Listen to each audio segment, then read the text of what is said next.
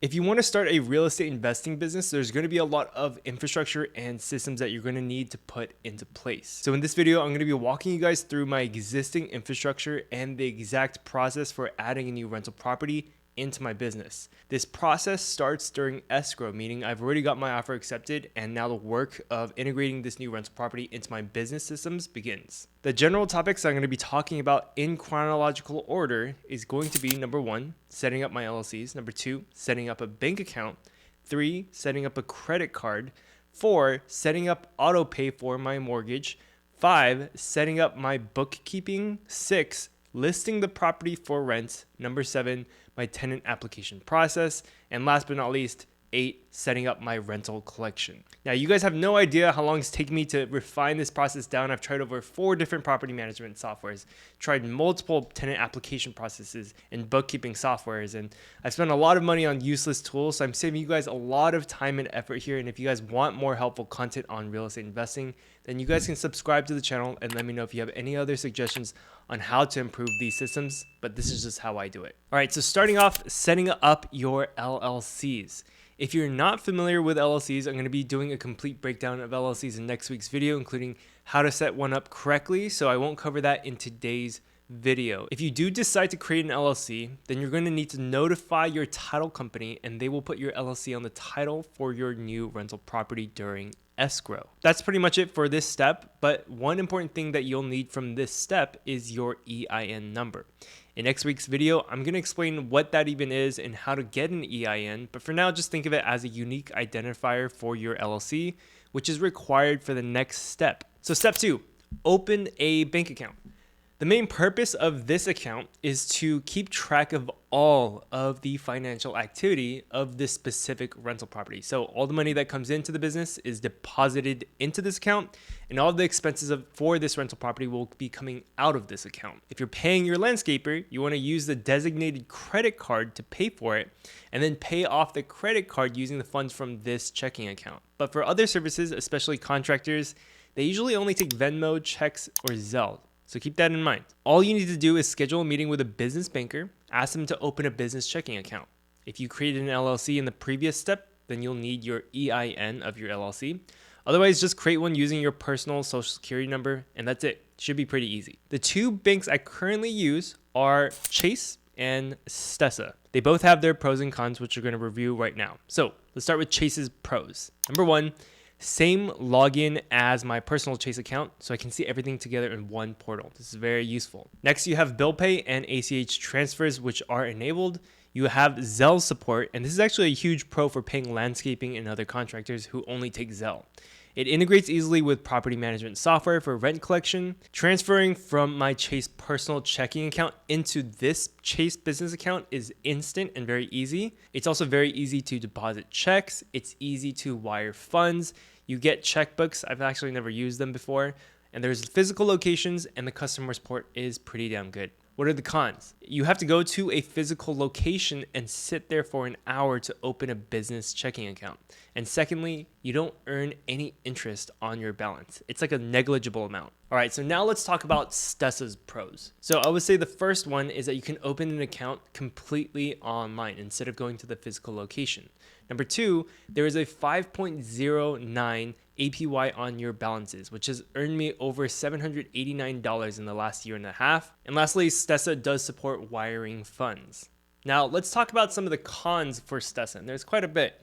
So, number 1, no Zelle, bill pay, or ACH transfers. That's a pretty big one. Number 2, transferring from a Chase personal account to my Stessa checking account takes a few days. It is kind of easy to deposit checks into Stessa. You do have to endorse the check, sign it, and it takes a little bit longer to actually hit your account than Chase. And the next thing is that they don't actually have physical locations, so you can't just go into the office and ask for help. Their customer support response time, from my experience, is pretty terrible. They only have a small little chat widget on the corner of their website, and you have to click it, type out a message, and sometimes it takes a few hours to respond. And last but not least, in order to see your checking accounts, you have to go to a different portal than my Chase account. So it's not all in one portal for me to see. So all in all, here's what I'll say. If you want more flexibility and features, then go with Chase. If you want something super lightweight with no Zelle, but gives you pretty damn good APY on your account balances, then go with Stessa. Right now, I actually have 4 rental properties, and so I have 3 of them on Stessa checking accounts and 1 property on Chase. The main reason why one of my properties is on Chase is because the rental property that I bought using a strategy called subject to. So I am literally paying somebody else's mortgage. Like, they literally gave me access to their Wells Fargo mortgage account. And if you don't know what I'm talking about, then you should go watch this video where I explain how I bought a property for a 2.3% blended interest rate. 2.3%. So the way that I actually pay the mortgage on someone else's mortgage account is by using Chase's bill pay feature. I can just specify a routing number and an account number and set up an auto pay to that account every single month. And that's how you pay for somebody else's mortgage. It doesn't even matter who is sending the payment. I also set up a monthly Zelle payment to the seller because the seller gave me seller financing for 0% interest. Again, that's also in that video over there. So my monthly payment to this account is purely principal pay down, which is awesome. So for that property, I need bill pay and I need Zelle. So I couldn't use Stessa. But for the other 3, I'm happy with the 5% APY. And to be honest, I'm taking on a little bit more headache once in a while when I have to pay for a contractor. For that, I've actually found that the easiest way to pay a contractor is through Venmo. So what I do is I link my Stessa checking accounts to Venmo. And then before I pay the contractor, I just make sure that I'm paying them through Venmo, but using the designated Stessa checking account on Venmo. That's pretty much it. Now, on to step 3. Opening up a credit card. The main purpose of this credit card is to use it specifically for all expenses related to the specific rental property only. This is very important because if you start commingling your expenses from your personal life with your business, then number 1, bookkeeping will become a nightmare. And if you have a rental property in an LLC, commingling of business and personal finances can actually void the benefits of having an LLC altogether. And that's what we call piercing the corporate veil. So only use this credit card for that rental property's expenses. So once you get the credit card, I'd suggest setting up Autopay and also adding it to your Amazon account. If you need to buy things like ant traps or something like that, you can just use your business credit card to do it easily from Amazon. Now, there are obviously many different business credit cards that you can get, but I'm going to suggest using Chase Inc. business credit cards and the one without the annual fee. If you want to use my referral link, I'll have it in the description below. Now, one little perk about opening a business credit card is that you can actually get sign-up bonuses, which can go up to 100,000 points.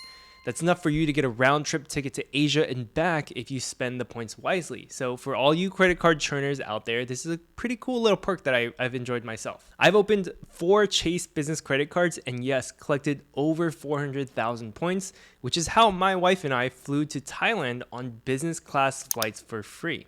Not a bad little perk in my opinion. I will say it doesn't need to be Chase, but the main thing here is that if I open up a Wells Fargo credit card, then I need to go over to the Wells Fargo mobile app just to see the balance of that credit card. And then I have to go back to the Chase portal to see the rest of my accounts. And so that's why I stick with Chase so that I can see everything in one portal. Now, step 4, setting up Autopay for your mortgage. So you have the bank account and the credit card. The next step is to automate all the payments. So log into your mortgage account, whichever bank gave you the loan, and then set up Autopay and point it to the bank account that you just opened. For my property, I bought it subject to. I actually cannot set up Autopay from the seller's Wells Fargo account, the mortgage account, because you're only able to link checking accounts that have the same name as the mortgage account holder. And that name is actually someone else. So instead of setting up Autopay from Wells Fargo, which requests payments from a linked account, I just use bill pay from my Chase account and send it to Wells Fargo. That's just been the easiest way for me. Now, step 5 is setting up bookkeeping. Okay, so this is where things get controversial. I had a CPA tell me to use QuickBooks, but it costs like $90 per month. And the main purpose of bookkeeping is just to keep track of your income and expenses in your business. That's it. The reason why we create separate business checking accounts and credit cards for each property is mainly for bookkeeping purposes, because if you use that credit card and that checking account only for that designated property, at the end of the year, it's super simple to just tally up what income was generated and what expenses were paid for for that specific property. For expenses, you would just download the credit card statements for that one property.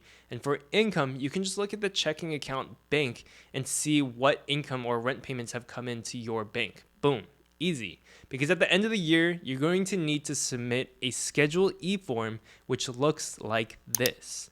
Notice, I have two properties, column A and column B. All it is totaling up your expenses for different expense categories and totaling up your income for that property. It seems simple, but if you use the wrong credit card when buying something, it can really mess this up quite a bit. So with that in mind, I've actually been using Stessa for this, and I actually pay like $16 a month for like the premium version. I don't know what it's called. But basically, you just link all of your business checking accounts and business credit cards to Stessa. And then every time there's a transaction on either the credit card or the bank account, Stessa will automatically categorize the income and expenses. Now, Stessa isn't perfect, so I have found that you can't really rely on Stessa's like tagging feature. I think it works for like 75% of the transactions. So normally once a month, I'll just go over the past month's transactions and categorize them correctly. And if you do this, then at the end of the year, Stessa can actually generate a Schedule E for you, which is kind of nice. So no, I don't use QuickBooks. I think if you own less than 5 properties, it might be a little overkill for you, especially for $90 a month. I probably would suggest just using a spreadsheet or Stessa. So when I had 2 properties, my current CPA just told me to do this on an Excel spreadsheet, and that worked for me. For a long-term rental, once it's settled in, I probably have like 3 transactions per month. So I can just open up the bank statements and the credit card statements for that property for the year and create the Schedule E using those 2 statements in like 20 minutes. So in that case, you might not even need Stessa. Now, step 6, listing a property for rent. So for listing a property for rent, I've mainly used Zillow. Hopefully you have pictures of the property you bought. Use those, create a listing. Typically, I have tenants pay for all of the utilities except for landscaping and sewer. I'm not going to tell you how to create a listing. Just look on Zillow at some of your neighbors who are also renting their properties and copy theirs. It's really not rocket science. Now, I will say that I actually avoid Craigslist and Facebook Marketplace. I don't list on those platforms. I just noticed that, you get a lot of scammy requests, and I found good tenants on Zillow. So until that stops working, I'm just going to stick to that. Again, this video is about what I do, not necessarily what's best for you. So if you want to try those platforms, be my guest. All right, so step 7, my tenant application process. This is where things get juicy. So first off, before you start doing anything, you want to get organized. So I'm going to show you how to organize your documents first. So I'll go to Google Drive, and you can use Dropbox if you want. But in my Google Drive, I have a top level folder called Property Management. In that folder, I have a separate folder for each property that I own. Inside the properties folder, I have multiple folders. I have one folder called Acquisition Docs. Those are all the docs related to the closing of the property, like the final statement and docs you get from escrow and all those type of things. Now, the next folder I have is called Pictures. I put all the photos that I have of the property into that folder. The next folder is for leases. So I'll create a folder and put the year as the title of the folder. Now, anything related to this specific lease will go into this folder, and then I'll share this folder with the tenants who end up signing the lease so that they can have view access to it also. Also, in each property's folder, not within a folder, I'll put my insurance policy documents in there along with any other documents that is related to this property but isn't related to a specific lease. Okay, so that's basically how I organize my documents. Hopefully that helped out a little bit. So once that's done, people are going to be messaging you through Zillow, and they're going to want to see the property and do a tour. The very first step in the application process is asking them to fill out a Google Drive pre-screening form. This is a form that lives inside the specific properties folder and will contain about 15 to 20 preliminary questions. So here's what mine looks like. Just be sure to adhere to the fair housing laws. And if you don't know what that is, you might want to research that before you create this questionnaire. So when a potential tenant messages me, I use a message template on the Zillow Rental Manager app on my phone to send them a message saying, hey, thanks for reaching out. Before I schedule a showing with you, can you please fill out this pre-screening form? And if all looks good, then we can proceed with scheduling a showing. The pre-screening form is one of the best things I've ever implemented into my rental property business because it prevents me from having to do multiple showings And then when they show up, they're like, oh, by the way, we have a huge dog. You allow those, right? And I'm like, I shouldn't even have come here. I shouldn't be here right now. Pre-screening allows you to schedule showings with only serious tenants. It creates some hoops that the tenants need to jump through in order to see the property, and people who aren't serious won't waste your time. In the pre-screening phase, if you see something you don't like, just message them back saying, hey, we won't be proceeding with the showing, and just give them a reason as to why you rejected them. You have to give them a reason based on the responses to the pre-screening, and be careful not to violate the fair housing laws here as well. Now, after pre-screening is finished, you can schedule a time to show the property to the tenants. Now, during this whole time, you need to be vigilant to how fast the tenant is responding. You want to be observant of how fast they reply. Are they over communicating with longer sentences, or are they replying with shorter words? This is actually a huge indication to the quality of the tenant. You want over communicators. At least that's my opinion. Sure, they might contact you more often if something goes wrong, but the tenant who under communicates won't notify you at all if something goes wrong in the property, and that can be even more damaging to the property over time. So then you'll schedule some time to tour the property. For my out-of-state properties, I actually install a smart lock on the front door and have the tenant do a self-guided tour, and then I have them call me afterwards to get their opinion. If they want to move forward, then just tell them that you'll send them the application through email. You should already have their email because of the pre-screening form that they filled out previously. And for applications, I use Stessa. It's super easy. It's just 3 steps. You choose a property for which the application is for. Then you select the add-ons. You can add income verification, judgments, and liens. It has background checks, of course. And then you just type in the applicant's email and send it. The applicant will receive the application, will do the background check, a bunch of other checks.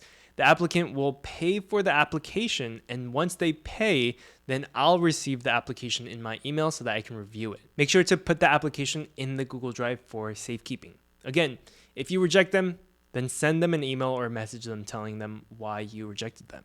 Again, be very observant here to the speed at which they complete this application. The best tenants are the ones, from my experience, are the ones who finish the application within minutes of you sending it to them.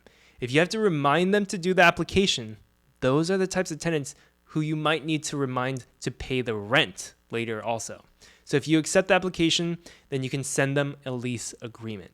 So where do you get a lease agreement? Well, you can hit up your real estate agent. Usually the state has a template that you can use. However, if you are going to be investing in that state for most of your rental properties, especially into the future, you might consider hiring an attorney to draft one up for you that protects your interests even more than a regular template. Sometimes having an airtight lease agreement can do just as much for protecting you legally as an LLC. So consider spending some extra money up front to pay for a lease agreement from an attorney. Otherwise, you can just use Stessa's lease agreement template, which is what I did. Stessa has a library of other landlord form templates that you can also use, like if you want to add an addendum to the lease or eviction notice papers. Those are all in the library for you. You should be able to fill in the blanks for the lease agreement with values that you want. And then I just use the e-sign feature on Stessa to send that lease agreement to the applicants. So they'll receive an email and then they'll e-sign the lease, and then I'll sign it, and then congratulations, you have a signed lease. But that's not it, because there's just a little bit left to do in the next step. Now, the last step is to set up rent collection. So again, I use Stessa for this. In Stessa, I can create a tenancy for this newly signed lease. I can specify the conditions of the lease, mostly, the security deposit and the monthly rent. And once I tell Stessa that, then Stessa will automatically send an email to the tenants asking them to pay the first month's rent and security deposit. Now, here's the hack with collecting rent easily. I highly suggest that you do not collect rent on the first of every month. This is something I haven't implemented myself because I just recently learned about this, and I already have existing leases that I can't really change. But from here on out, I'll be collecting my rent on the 20th of every month. Because for Stessa, it takes about 5 days for the payment to process from the tenant. So if they pay on the 1st of the month, then the funds won't be available in my bank account until the 6th. But remember, I also need to pay my mortgage from that same account. So by collecting on the 20th, I can actually have the funds in my bank account before the 1st of the month, and then those funds will be used to pay for my mortgage for that property. Having the rent collection on the 20th also gives you some buffer time, because sometimes the tenant's payment will fail and then they'll need some extra time to make another payment, and then you'll have to wait another 5 days. So again, collecting on the 20th just makes it so that the money is in your account when you go to pay the mortgage. Another good thing that Stessa does is that it actually sends the tenants email reminders, and you can also set a late fee deadline. So after that deadline, Stessa will automatically increase the amount due by the designated late fee, and then let the tenants know automatically that the late fee has been applied. And here's a huge thing to remember. Make sure that the tenants do not enter the property until they have paid this first payment. The lease should specify that they cannot enter until they have made this initial payment first. And the way that I do this is that I actually hire somebody to install a smart lock on my door when I close on the property. Once I receive the payment, I give them the code to the door, and boom, they are officially your tenants. Actually, the very last thing now, I ask the tenants to take pictures and videos of a variety of things. I send them a move-in checklist sheet, which can be found in Stessa's landlord forms library, and I ask them to take multiple photos of each of the items listed, along with a video walkthrough to capture the condition of the property before they move in. Usually I ask them to take the videos and pictures because I don't want to actually go to the property, and this is also how I manage the out-of-state properties that I own. Then I ask them to upload those photos to our shared Google Drive. All right, and that is it. That is basically my entire process, end to end, of how I set up my rental properties to make sure bookkeeping is easy and that tenant selection is as simple as possible. If you want to try out Stessa, you can use the link in the description below. And if you made it all the way to the end and you haven't watched my videos on how I saved 80 grand in taxes off my W-2 salary in 1 year, then I'd suggest you go watch that video. It's one of the most insane benefits of real estate investing, in my opinion. And that's actually one of the main reasons why I started this channel, was actually to shed light on the tax benefits of investing in real estate, even though I'm not a tax expert. Anyways, thank you guys so much for watching. Make sure to subscribe, and we'll be doing a deep dive into LLCs in next week's video. See you guys, and peace out.